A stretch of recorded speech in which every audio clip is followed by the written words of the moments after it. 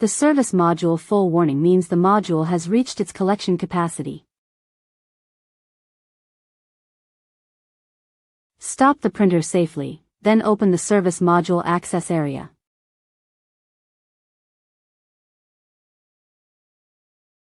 Release the retaining catch and carefully pull the service module outward.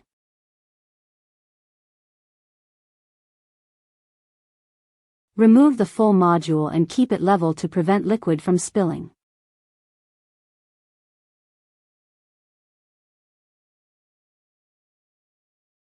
Insert the replacement service module fully into the compartment.